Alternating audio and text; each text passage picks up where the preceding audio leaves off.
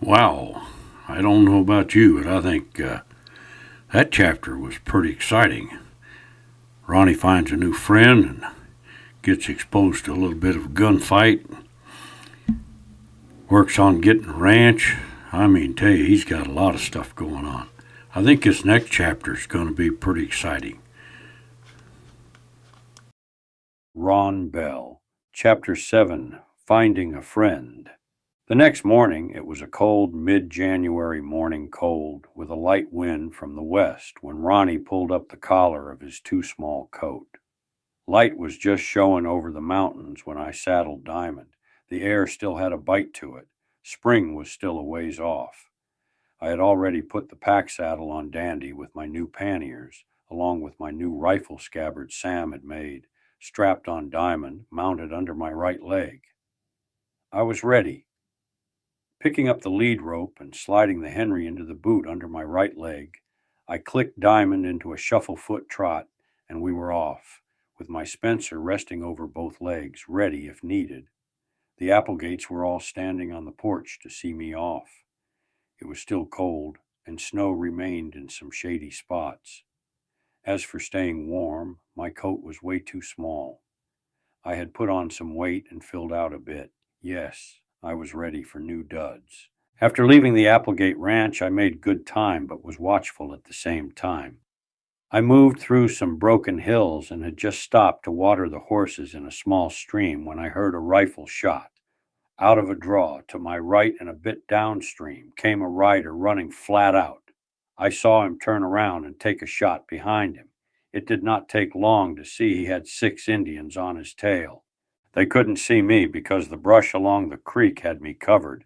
Having to make a quick decision, my first thought was to hole up and wait it out. However, seeing that it was 6 on 1, I decided to give chase to see if I could make a difference. Picking up the reins, I stepped into the saddle and put the spurs to Diamond. In about 3 jumps, he was pulling Dandy along. Dropping the lead rope, I let Diamond have his head and we were running flat out. Gaining fast on the Indians, I had the Spencer cocked ready to shoot. I saw the fleeing rider fire his pistol and knock one of the Indians off his horse. I could see he was dead because he was not moving. Now there were 5 and only 1 Indian had a rifle. Riding hard, I was getting in range, but I held my fire. Diamond and I were closing in fast from behind on the Indian's left side. I was ready to shoot when the fleeing rider's horse was hit. He went down and out of sight. Riding full out, I was coming up behind the Indian with the rifle. When he heard me, he started to swing around to take a shot at me. I pulled the trigger and down he went. The other 4 turned off hard to the right. I fired the next 6 rounds without hitting any of them. They were already off about 200 yards. Now the Indians were thinking I was out of bullets. They turned and headed back to get me. I checked Diamond at the edge of the bank and slid down to the bottom. The other rider was there, but his horse was on top of his leg and he was trapped. I dropped the Spencer and pulled the Henry out of the boot and climbed up the bank. It didn't look good. 4 Indians were coming in hard, so I levered around into the chamber and fired. I hit one brave in the right shoulder. He dropped down over his horse's neck and pulled back into the trees. I let off 5 more shots and got 2 more down. The last brave turned back, heading for cover in the trees, leaving a couple of horses loose in the sagebrush out on the flat. "Amigo, can you get me out from under this horse?" the downed rider asked. I managed to pull him clear of the dead horse, after a bit of swearing on his part. Pulling his rifle out of his scabbard, he limped up the bank to take a look at the damage. As far as we could tell, the wounded Indian and the one I missed were hightailing it home. "I don't see any sign of them," I said. Then I asked, "Can you get along for a bit?" When he said he could, I went back to pick up my pack horse, Dandy, only to see he was coming along on his own. It was like he was missing Diamond and me. I saw that the lead rope was a problem. With every step he took, he would toss his head, moving the rope out of his way. This kept him from stepping on the lead rope. I swung in, picked it up, and we headed back to the downed rider. I also gathered the loose horses and brought them along. For sure, the rider was going to need one of them. I rode by the Indian that had the rifle, and it was gone, so I headed back to the man with the dead horse leading Dandy and the 2 Indian ponies. Diamond and I slid back down into the wash. Dandy and the other two followed. My new friend had his saddle off the dead horse. He was glad to have a ride, even if the two Indian ponies I caught would not make up for the horse he lost. It looked like the dead horse was a real fine one. I stepped off the saddle and said, "My name is Ronnie Campbell." He came back with, "Juan Lopez is mine. Maybe you can put your saddle on one of these ponies and we'll find a safe spot where we can make a fire and have some coffee," I said. Juan joked that he thought I could use a little time to stop my hands from shaking, even though I was trying to hide how worked up I was. Then he added, "Thanks. If you had not showed up, I would be dead now, and the Indians would be eating my horse. Now, if they come back, they can only eat my horse. I like that much better. Thanks again, Ronnie. You saved my life." We didn't stay there long. We mounted the horses and worked our way downstream, where we found a sheltered spot with some boulders and trees back up along the side of a hill. We had ridden a bit over a mile before finding this sheltered location. At the backside was a rock wall. This was a good spot to take a rest and settle my nerves. It was getting along in the day, with water and grass for the horses. We could sit back and talk as we fixed some supper. Juan said he was looking for a job when he got jumped by the Indians. His wife and two kids were waiting for him to find a ranch that would put him to work. Then he would move them to this new ranch. He was down in the mouth about his horse.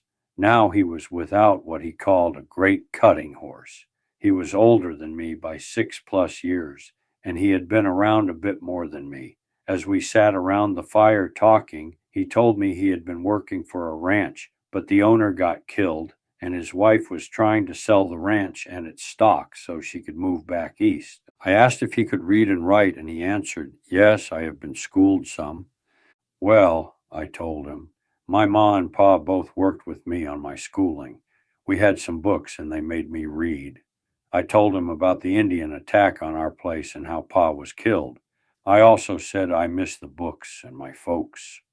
Supper was not too much, but we had cold beef that Beth Applegate had packed for my trip to town, and some bread and a couple cans of beans.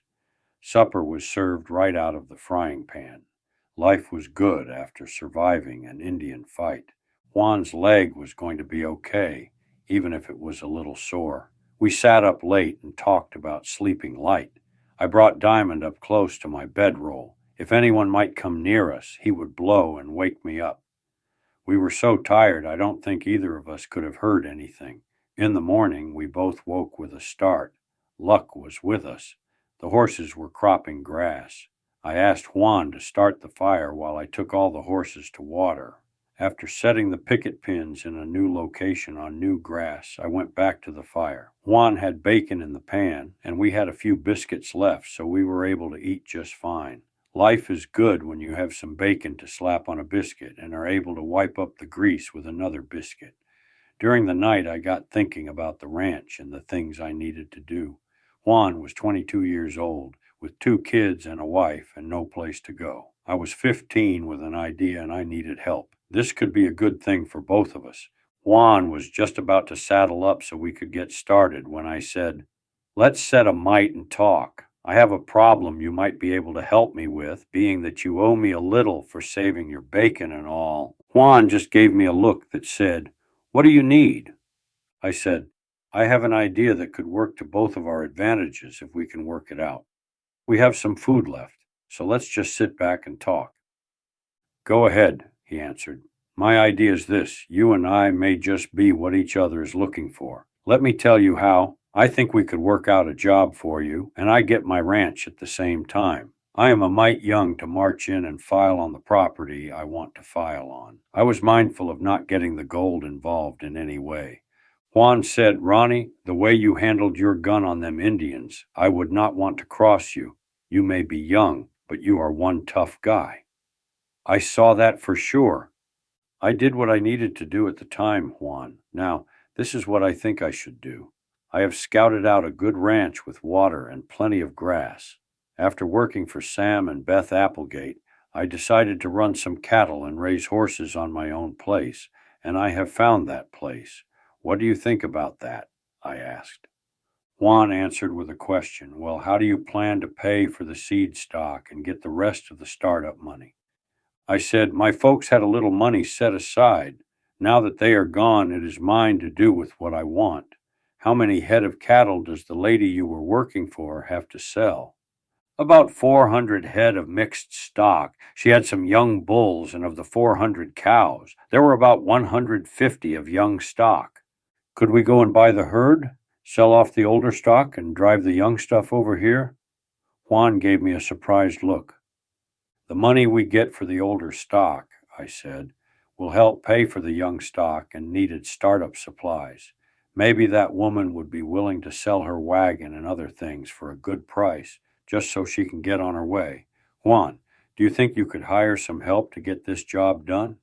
Juan answered, I have a little brother at home with my wife and kids. He is your age and can work cattle. My wife Juanita can ride or drive the wagon. She can be our cook on the trail. The little ones can ride in the wagon.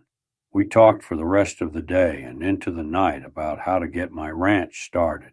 I was thinking, if Juan could help me with this, I would cut him in for a piece of the ranch later on. But first I decided to wait and see how things worked out. Early the next morning, with a plan in place, we headed to Mr. Brown's store for supplies and to see if we could get my land filed on proper like. When we got into Mr. Brown's store, I could see that many changes had happened over the past year. There were only a few businesses around the store when we had come the first time with my parents. Mr. Brown told me that they did have a land office that could register my claim on the land I had staked out for my ranch. I told Juan, those 2 horses we picked up, you can have them. You can do whatever you want with them. Later that day, he was riding a better horse. It was not his trained cutting horse, but it was a start.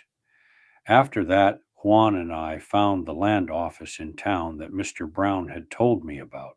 Reaching the land office, Juan said he was filing for me because my pa was sick and could not make it into town himself. With my drawing and help from Juan, we got it done. Ronnie Campbell now was the owner of a very large ranch in the Ruby Mountains in eastern Nevada. Man, Chapter 7 sure got going. Ronnie's got his ranch going now. Him and Juan have got things kind of working out. Next step's going to be heading out and see about them cattle. See if the widow wants to sell and then see about getting those cows back to the ranch up in the Rubies. So, wow, things.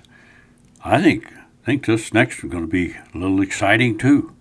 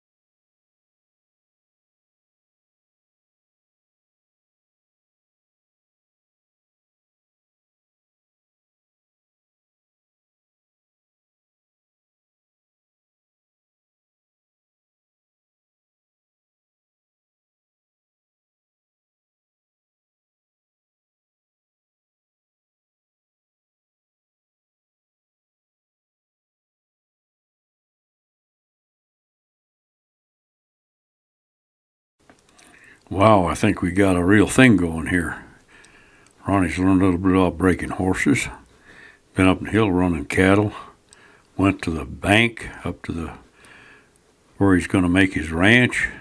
Man, I'll tell you, this is crazy stuff. Found some more gold, getting ready to go to town, and new experiences are coming along. I think Ronnie's doing pretty well.